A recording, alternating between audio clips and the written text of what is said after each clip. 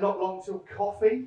Just going to make sure I get the right buttons. My thanks, my personal thanks, and also thanks from Forest Research, from Takaba Tech for being invited to come talk to you today. Okay, I'm going to continue the theme of data. Hopefully I'm going to bring it a little bit back home to you as well. Let's set the scene. What do I mean by bring it back home to you? I think everybody in here, in the room today, has either got a use as a data collector, a data user, or a data manipulator. So hopefully I'm going to pebble out some of those aspects. To do that, first of all, I want you to think about the tree. Now, I don't know for sure, but I can probably bet my bottom dollar that the treescape near where you live is very similar to where I live. We've got single trees, yeah? Those that are just in perhaps people's front gardens. We've got clusters of trees. Maybe I can use my pointer. I can't really use my pointer. You know, we've got the little clusters of trees, might be on a roundabout, might be the edge of a park. We might have larger clusters of trees, or what we might call small woodlands. We might have lots of little individual trees, but representing a line of trees along a road, or along a highway, along a railway line. These different formations of trees, actually, I want you to picture in your mind and think about as we go through, because actually trees in different shapes, different forms, in different architecture, actually represent different ways of thinking about our treescape and the benefits they bring to people. But second, what about us? Well, whether you're a researcher like me, a user of data, whether you're involved in the tree surveying, so you're out there collecting the data, whether you're a service manager, analysing the data, thinking about the teams you need to send out to do the work, we're all using or gathering that data.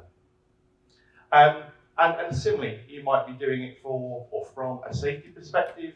And if you are, you'd be very interested in or thinking about, of course, the quantity and the quality of the data. Now, to dive into this a little bit deeper, I am going to take you through a project that we completed recently to value the nation's non-woodland trees. And then I'm going to talk a little bit about a project we've engaged in to try and understand how we can improve the data, both at the collection and at the use stage. Okay, so that's my task today. Why value the nation's non-woodland trees? Well, first of all, woodlands have had a national value since about 2018. So in a policy context, if you want to think about the non-woodland trees and the woodland trees when you're setting your policy, actually they need to have a bit of common ground. So non-woodland trees as a whole were falling well behind. There are about 20% of all of our trees across the nation that are outside of woodland. So they represent a decent proportion of the trees.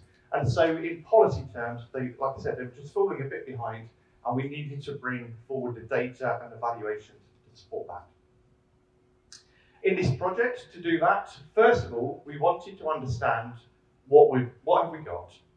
What have we got in terms of total number of trees, total coverage of trees at the national and regional scale? Wrong button. Sorry, everyone. 2 seconds. We'll catch up. I just wanted my pointer. So, national and regional scale. We also wanted to think about some of these quality aspects. How close are the trees to people, to where you live? Can you see them? That sort of quality aspects. And the other quality aspect that I was just touching upon at the beginning of my talk is, are they single trees? Are they lines of trees? Are they clusters of trees? Because as I say, that impacts how they provide benefit and therefore how we value them. And that's the arrangement situation there. If we had it, and we would have liked to have had it, we would also like to have thought about the species, what species of trees were there and their condition. But for this particular project, we couldn't consider that. And already, hopefully, that's making me think about, well, why not? Because we often do. But do we have that level of data that integrates and can extrapolate all the way up through to regional and national scale projects? The answer for us, for this project at least, was no. Okay, so we understand what we've got. Next, in terms of valuing the trees, you have to think about what qualities, what benefits do these trees provide to society, that one, we can understand from the level of information we get at the beginning of the project, and two, which of those can we quantify and can we value? And that nicely links me to give Kenton a name check. And hopefully you see already the connection through back from Ken's talk to my talk here. We're using very similar sort of techniques and approaches. We're looking at the types of benefit that trees provide in terms of pollution removal, the amount of carbon that they store, but also the amount of carbon that they take up year on year, so carbon sequestration, their flood mitigation role, and potentially even the temperature and noise regulation side of things. Again, Kenton mentioned in much more detail, but many of the other benefits of trees that we recognise, sometimes we can quantify, but we can't always value, and therefore this particular project were dropped out at this stage and greyed out. Next step. So we know what we've got, we know the sort of benefits they provide.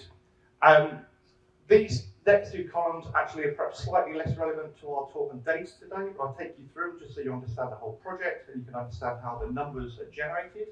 But for the benefits that are provided, which of those can we quantify and value, and how do we value them? So that's our third column. And for those, in fact, actually, that's probably the easiest part of the process, because these are the published values. What's the value of a ton of carbon? Well, government tells us that. What's the value for a kilogram of air pollution removed from the air that we breathe? Again, it's a government value. What's the value for a metre cubed of rainfall that doesn't go into our drainage system? Well, the water companies present a value for how much it costs them to clean up discharged water. So we can use these published values. And quite nice and simply, column 2 times column 3 gives us our monetary account, as we call it, or our valuation, our total valuation. That pretty much sets the scene for the project in terms of the data that I wanted to get across. But before we talk about how we can actually improve that data and make more of it, let's look at the valuations that were arising. Within the project, we actually considered 8 different tools and methodologies up front to see if they were applicable to this type of approach to valuing the nation's trees. Of the 8, only 2 tools were carried forward all the way through to the end of the project. Kenton's talked to you about iTree Eco primarily, but also iTree Design. Another one of the tools from the iTree suite that you might be familiar with is iTree Canopy. And iTree Canopy was one of the tools that we were able to use in this project. The other valuation approach that we adopted was what's called the Woodland Natural Capital Account, but where we then undertake an economic approach called a value transfer. So you assume that the non-woodland trees provide the benefits of the woodland trees, and you can transfer the benefits that they provide, the valuations they provide, across to the non-woodland trees. Now, there is some clever thinking that you can do within that, so that you don't apply all values across all of the time. Okay, so those were the 2 approaches that we were able to take. And what sort of values were coming up? Well, we were able to do the valuations for each of the countries individually, and then, of course, add them up for Great Britain and UK level. You'll notice that these prices are quoted in 2020 prices because those were the valuation units that we were able to apply in that column 3 area. So let's have a look at a couple of examples. So let's take air pollution removal, for example. So for England, the total valuation was estimated at £921 million per year from all of our non-woodland trees. And you can sum that all the way up to the UK, so £1.4 billion worth of service per annum from those trees. How does that compare to the other methodologies that we adopted? Quite a lot lower, 199 million for England, but in the same order of magnitude, and that's kind of reassuring. And of course, if you sum that up to the UK level, 272 versus 1.4 million. Now, the nice thing about this approach is that the 2 methods show you actually kind of the level of confidence you can have in the data, because actually if they're in about the same ballpark, you think actually they're kind of working to the same sort of level of consistency, and therefore you have some sort of confidence in using the data. We know from the data we use in terms of how much have we got, what total hectareage these trees represent. So you can actually reduce these figures down actually to per hectare figures. And then you can say, well, actually 1 hectare of non-woodland trees provides, in this case for England, about £2,000 of service per year. Now, thinking back to our previous speaker, to James, if you think about whether or not you wanted to try and build an example to your seniors, say, I wanted to spend some time developing a business case to investigate the value of these more deeply and more relevantly to our local county, then actually these first estimate figures are ideal for that. £2,000 per hectare is a really good average or first estimate figure for you to use, and then say to your seniors, but actually that's a very much an average figure, a rounded off figure. But if it's in this ballpark, we need to be investing more to find out the data, to do the studies, to get the local say. And that's really, or partly, why we did this work, or one of the reasons why. Okay, so as we move into next to say about, well actually, sorry, I forgot the point.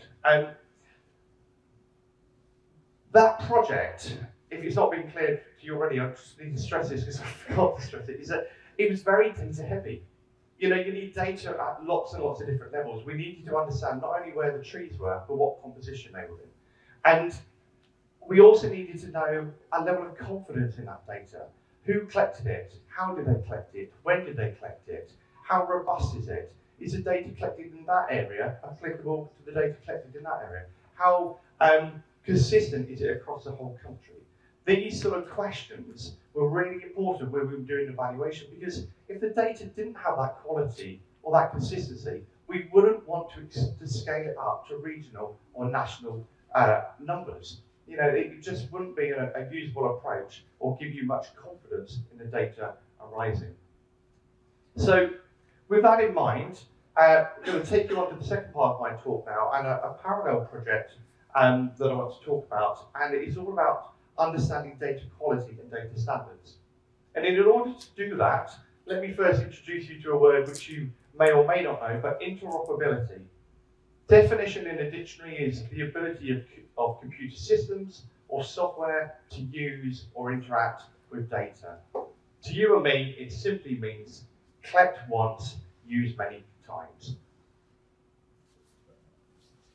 And I think, again, that just brings us back a little bit to our understanding of why this is relevant to us. If you're working in the data collection field, how you collect that data, the quality that you collect it to, and the units that you use to store that data actually then can have an impact, a trickle-on effect, to the data users and secondary data users. Okay, your policy creators might want to use the data to understand how they write their next tree strategy, but actually, can you transfer that data to me as a researcher and I still make good use of it? Recognizing that this, there we go. Recognizing that this is a challenge to the sector, with partners, we undertook a project called the Individual Tree Data Standard Project. Now, it was under a larger umbrella called the Community Tree Project, and it was funded by Innovate UK, so and the Geospatial Commission, so my thanks to them. We worked with our partners at TreeWorks Environmental Partnership and with Open University to conduct this project.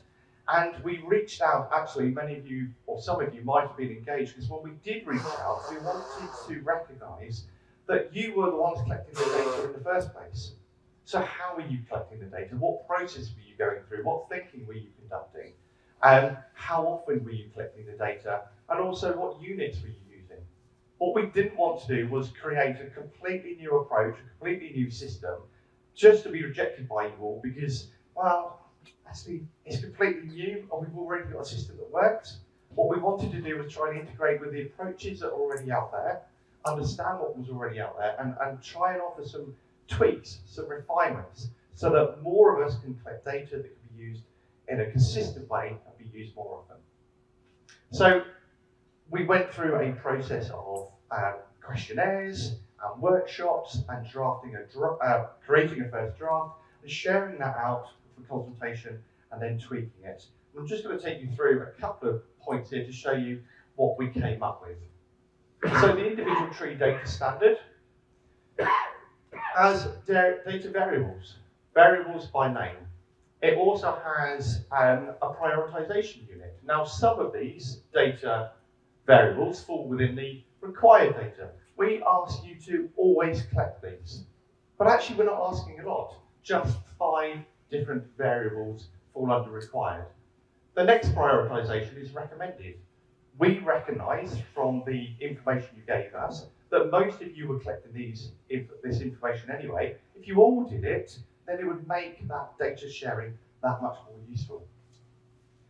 I like to kind of think of the data standard as a bit like a train. You've got the engine at the front. If this was a steam engine, you'd then need a coal carriage just behind it to keep driving it along. But as for the rest of the data, the number of carriages you have on that train, well, that's optional. Depends on your local needs. But within the optional data, we have data groups for tree basics. We have data groups that can be categorized around crown information or around tree health information. So recognizing that people are collecting this data anyway, recognizing that they fall into natural groups, we could then pull it all together and add some more clarity about how that data should be collected in terms of the units that were used or the format it was held in, and sometimes it was about recognizing that you had a list, a pre-described list of information that you were going to use, such as for age class, and trying to offer a standardized list so that between this local authority and that local authority, you were working to the same standardized list, and therefore cross-pollination of that data at the national level would be so much easier because we're not trying to constantly align what they mean with what they mean and with what they mean.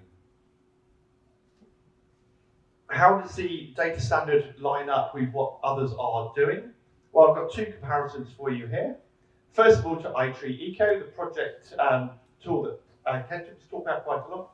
So iTreeEco has quite a large data requirement actually when you're out in the field getting the data, but unsurprisingly, all of the required data is automatically asked for by iTreeEco. So that's great. They immediately fit into the data standard. It also, iTreeEco requests all of these tree basics information, so a lot of the recommended data information, and all of these pieces of information on the ground. So again, some consistency here, some read across to the data standard. But that's where it stops. It doesn't require information, for example, on the organisation or the surveyor. I mean, it can collect surveyor information, but it's not a requirement. And will it always, and again, comments, there is space for comment, but it's not always required. But there's a really nice consistency in the iTreeEco approach to the data standard. And what about Carbon Tech? Well, actually, they did this analysis for me and let me know, ready for the talk. Actually, their software lines up extremely nicely to the data standard. All of the required data is there. All of the recommended data sets are listed there. And actually a fair few of the optional data as well.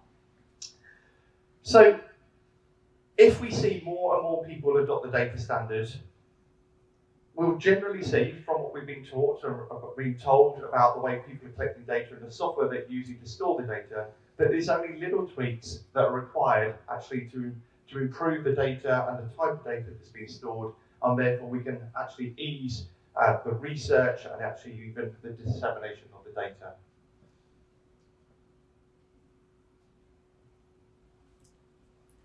And hopefully I've made it, quite straightforward and quite clear to you as well. Actually, because we are all engaging with the data at different levels through our different roles and tasks, that we can all get involved in this, either in the collection of the data or the transferability of the data, and either gain from that or actually help others gain from that. So I hope that's been helpful for you. So in summary, let's not underestimate the value of good interoperable data. Thanks very much.